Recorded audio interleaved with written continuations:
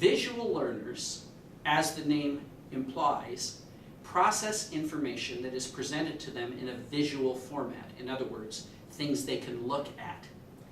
They differ from reading assisted in that the things they prefer to look at are non-textual, meaning not made up of words and paragraphs.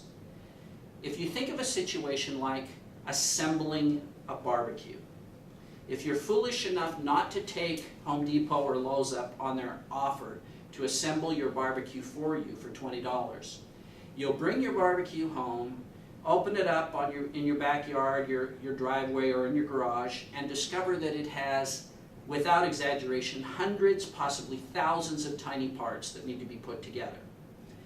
Unless you have just an incredible mind, you'll now need some assistance.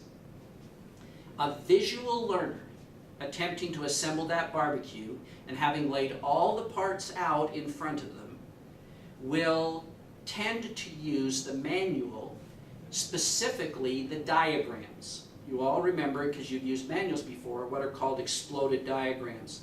They are diagrams, as you know, where the parts are all laid out, and those parts are then connected to each other with lines, arrows, and part numbers.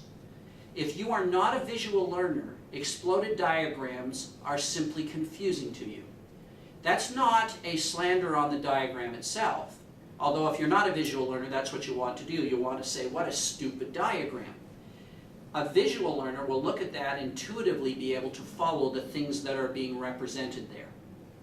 Visual learners also like tables and charts and pictures. Anything that is visual but non-textual is their preferred way to process. This is important for us when we deal with customers and clients, because we need to make sure as we share information that the information is shared, or at least available, in visual format. One of the advantages in our new home centers is that we have monitors in most of the meeting and closing rooms.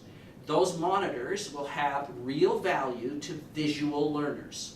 As you make presentations and prepare them, keep in mind, visual learning may not be your style, so you may not think about the importance of it.